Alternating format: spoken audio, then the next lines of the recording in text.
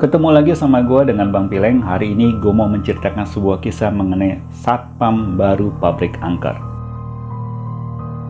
Hari ini adalah hari pertama Eko mulai bekerja menjadi satpam di pabrik yang sudah lama berdiri. Pabrik itu sudah berdiri kurang lebih 50 tahun lamanya. Entah karena kesalahan manajemen atau persaingan bisnis, seiring dengan waktu jumlah produksi mengalami penurunan dan banyak karyawan yang diberhentikan. Sisa karyawan sampai saat Eko mulai bekerja tinggal 500 orang. Pabrik dan gedung kantor yang jarang direnovasi terkesan kumuh dan tak terawat. Eko sudah berada di pos satpam pagi itu menunggu seniornya yang bernama Pak Wawan untuk mengarahkan tugas kerjanya. Tak berapa lama, ada seorang laki-laki berbadan besar dan tinggi menghampiri Eko. Dia langsung mengulurkan tangannya. "Kenalkan, nama saya Wawan." "Oh, saya Eko, Pak Wawan." Eko langsung berdiri menyambut uluran tangan Pak Wawan. "Nggak usah panggil Pak, panggil aja namanya." "Eko, hari ini lu kan masuk malam. Pergantian shift jaga malam itu sampai jam 7 pagi. Setiap satu shift ada 2 orang satpam. Nah, malam ini lu jaga sama gue ya. Kemarin siang kan lu udah di briefing sama Alek dan Edi. Udah diajak masuk pabrik sama gedung kantor kan? Jadi malam ini lu yang keliling ya." "Siap bang," jawab Eko sambil menganggukkan kepalanya. Malam ini sudah menunjukkan pukul 10. Tidak ada satupun karyawan di dalam pabrik dan kantor. Yang ada tinggal mereka berdua. "Bang, saya keliling dulu ya," kata Eko sambil mengambil senter yang berada di pojok meja. "Oke, jangan lupa matiin lampu kalau masih ada yang nyala ya." "Siap bang." Dengan langkah pasti, Eko mulai meninggalkan pos. Kakinya melangkah memasuki area pabrik. Perlahan-lahan pintu pabrik dibuka. Tidak ada satu lampu pun yang menyala di ruangan itu. Dengan senter di tangannya, dia mulai memasuki bagian dalam pabrik. Setelah memeriksa ruang produksi dan terlihat aman, Eko memasuki ruang packing. Baru saja 3 meter berada di ruang packing, kakinya berhenti melangkah. Bunyi apa tuh? Mulai ada rasa takut di hati Eko. Dia mencoba untuk melangkah lagi menuju sumber suara yang dia dengar tadi. Dan suara itu berasal dari tumpukan karton yang jaraknya sekitar 3 meter darinya. Tiba-tiba karton itu bergerak. Geraknya semakin kencang. Baru saja Eko mau melangkah untuk menarik karton itu, tiba-tiba dia dikagetkan oleh suara tikus yang melompat ke arahnya. "Bangke, bikin gua kaget aja." Setelah keliling di area pabrik, sekarang dia menuju ke ruangan kantor yang terletak di samping pabrik. Dari jauh, gedung kantor itu terlihat sangat gelap. Kakinya mulai berjalan menuju pintu utama ruang kantor. Dengan menggunakan senter di tangannya, dia mulai melihat seluruh isi ruangan kerja yang tidak memiliki sekat antara meja yang satu dengan meja yang lainnya. Eko berjalan ke arah tengah. Dia mau menuju ke ruang meeting. Perlahan-lahan dibukanya pintu ruang meeting, dan disenternya seluruh isi ruangan. Setelah terlihat aman, Eko pun menutupnya kembali. Saat kakinya mau melangkah ke ruang meeting yang kedua, ada suara yang membuatnya dia menoleh ke belakang. "Kok kayak ada suara mesin tik? Kan udah gak ada siapa-siapa ya?" Eko ngebatin sendiri di dalam hati. Perlahan-lahan Eko menghampiri suara itu. Dia berjalan menuju area ruang kerja akunting. Saat tepat berada di area ruang akunting, suara mesin tik itu berhenti dan tak berbunyi lagi. Matanya tertuju ke sudut ruangan. Ada sebuah meja dan kursi. Di atas meja terdapat mesin tik berwarna hitam. Perlahan-lahan Eko menghampirinya. Tangannya memegang bagian atas mesin tik yang ternyata sudah sangat berdebu. "Kotor amat nih mesin. Nggak pernah dipakai kali ya? Mejanya juga kotor, berdebu lagi."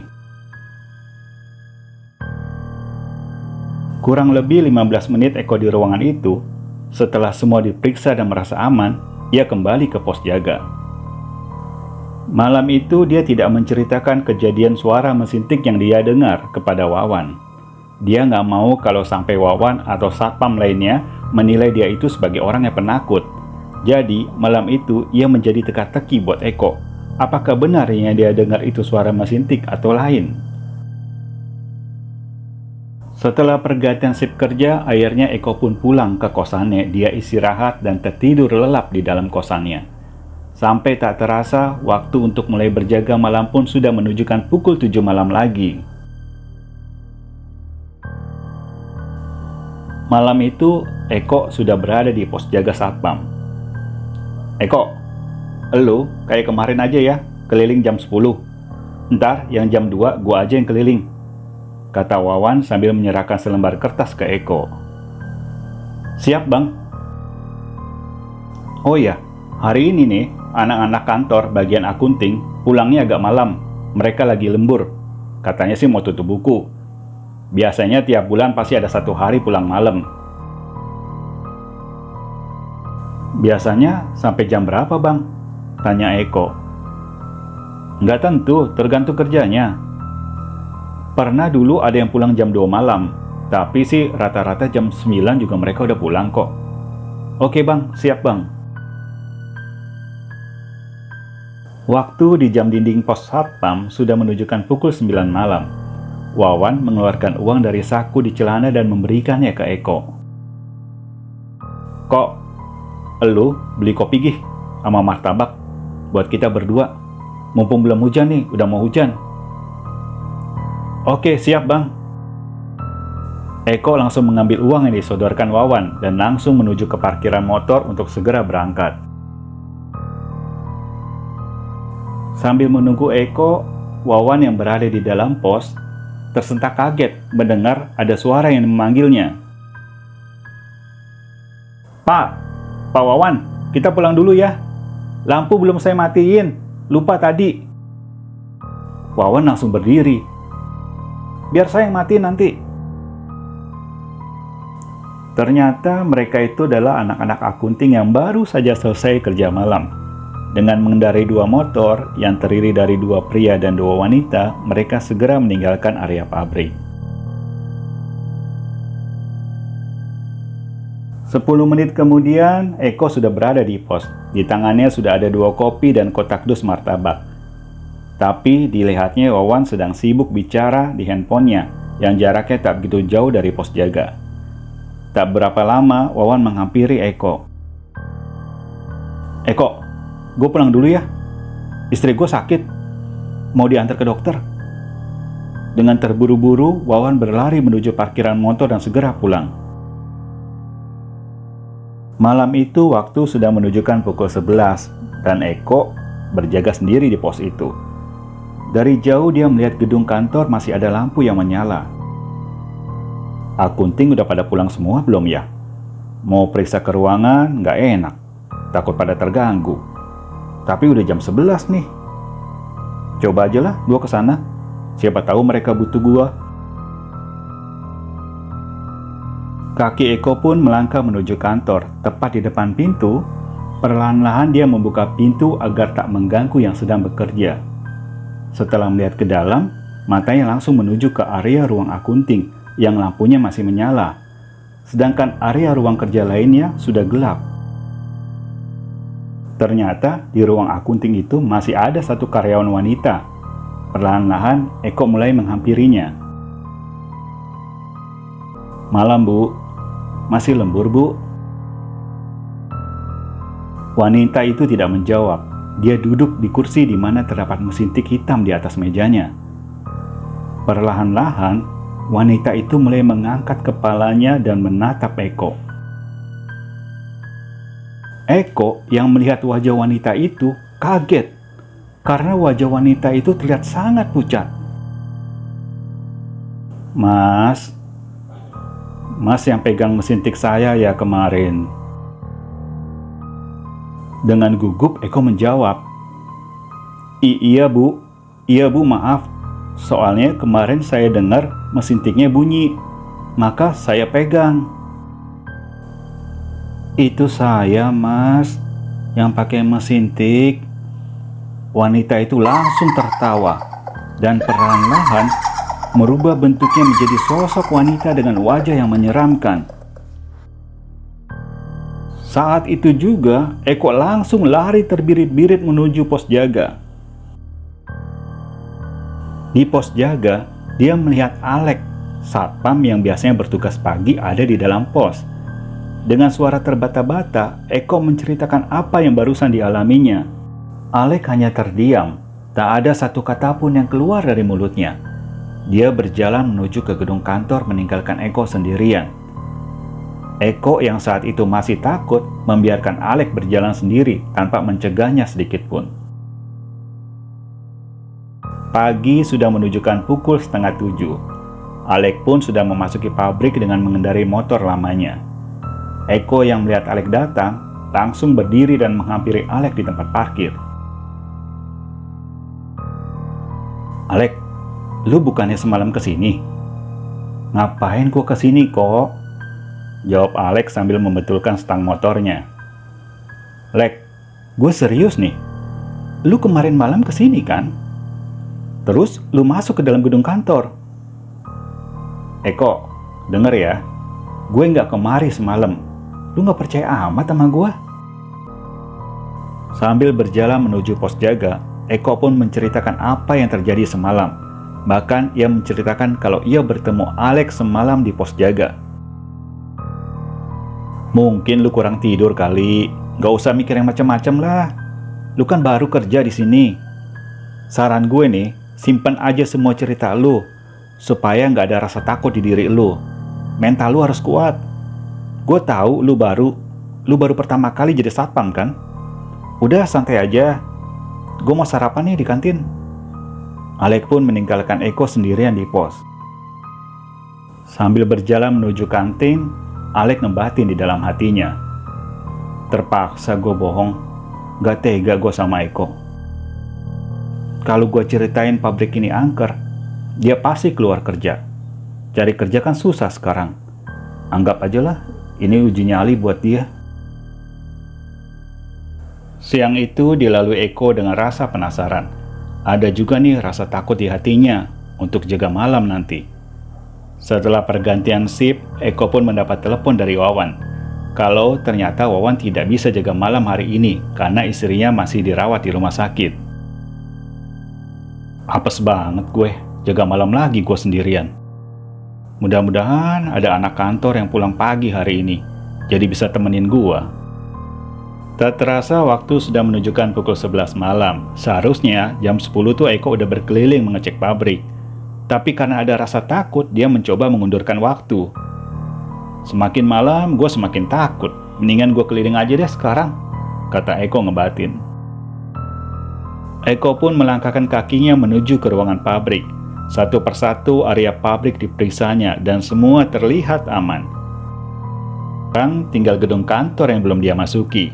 Dari luar, dia melihat ada lampu yang masih menyala, dan nyala lampu itu ternyata berasal dari ruang sales. Apa masih ada anak sales di ruangan ya? Kok lampunya masih nyala? Akhirnya, Eko mendatangi ruang sales, yang ternyata tidak ada siapa-siapa di sana. Eko langsung mematikan lampu. Kakinya sekarang menuju ke ruangan pantry. Saat melewati ruang pantry, dia mendengar suara air keran dari dalam toilet wanita mengalir.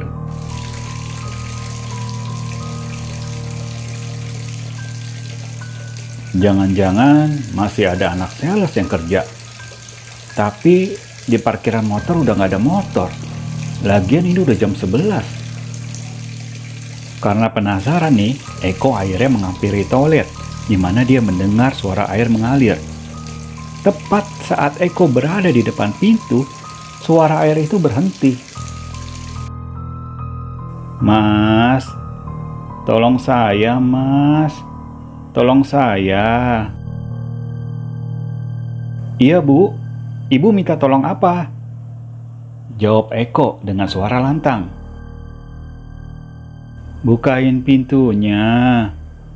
Pintunya terkunci, Mas.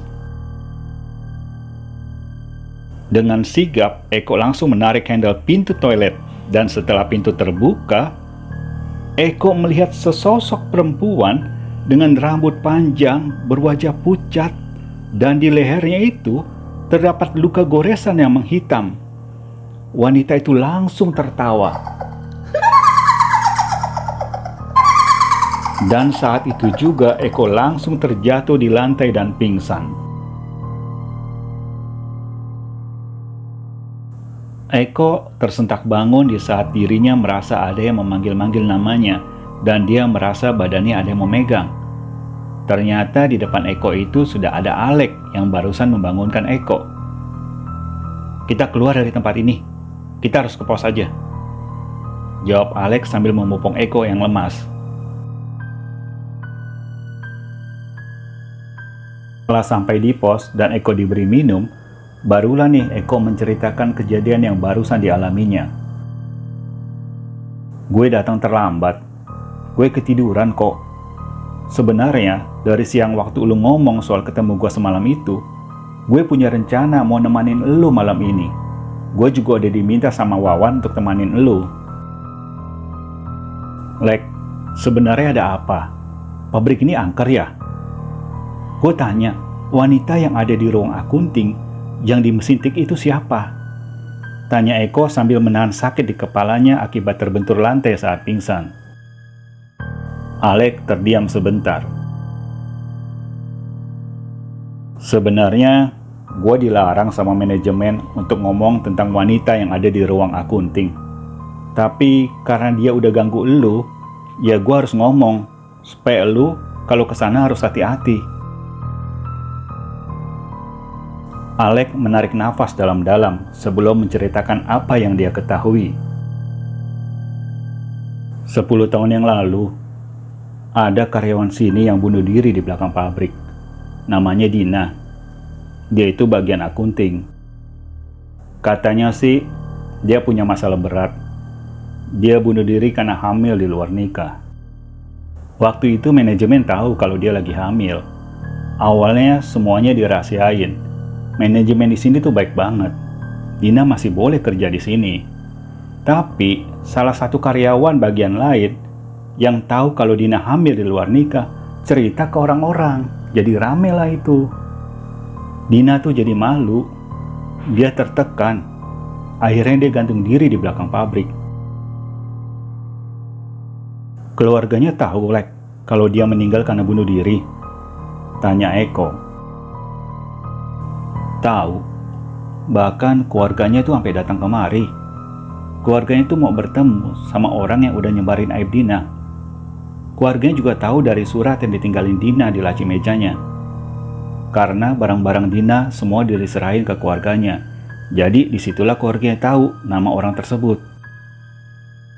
Terus orang yang nyebarin aib Dina masih di sini?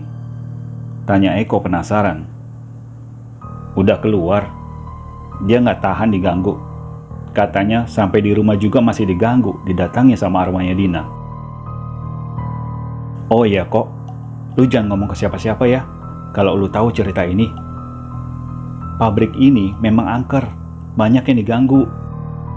Sebenarnya itu bukan rohnya Dina sih menurut gua, tapi jin yang ambil kesempatan menyerupai Dina," kata Alek sambil membuka botol mineral di tangannya. "Lek, lu temenin gue ya. Malam ini gue bener-bener takut. Gue ngeri jaga sendirian." "Santai aja kok, gue pasti temenin lu. Sekarang gimana nih? Lu pasti mau kerja di sini? Lu sanggup ngadapin setan-setan pabrik? Itu yang lu lihat baru hantu Dina. Masih ada lagi pocong di bagian produksi. Belum lagi ada monyet tinggi besar, ada taringnya. Dia tuh ada di gudang pabrik di belakang." Eko terdiam. Dia menarik nafas dalam-dalam. "Abis, gimana lagi ya Lek? Gue butuh duit buat biaya hidup keluarga. Kalau bukan gue yang kerja, siapa lagi? Lu gak usah takut sama yang namanya setan. Mental lu harus kuat," jawab Alex sambil menepuk pundak Eko. Sejak peristiwa malam itu, Eko memutuskan untuk tetap bekerja di pabrik angker itu. Sampai tak terasa 2 tahun Eko bekerja di sana, dan pada tahun ketiga Eko dipindahkan ke anak perusahaan pemilik pabrik angker itu. Sejak menempati pabrik yang baru, Eko tidak lagi mengalami hal-hal yang menakutkan. Sampai di sini cerita mengenai Eko, suatu menjadi satpam baru di pabrik yang angker. Sampai ketemu lagi dengan gue di cerita gue selanjutnya. Salam dari Bang Pileng.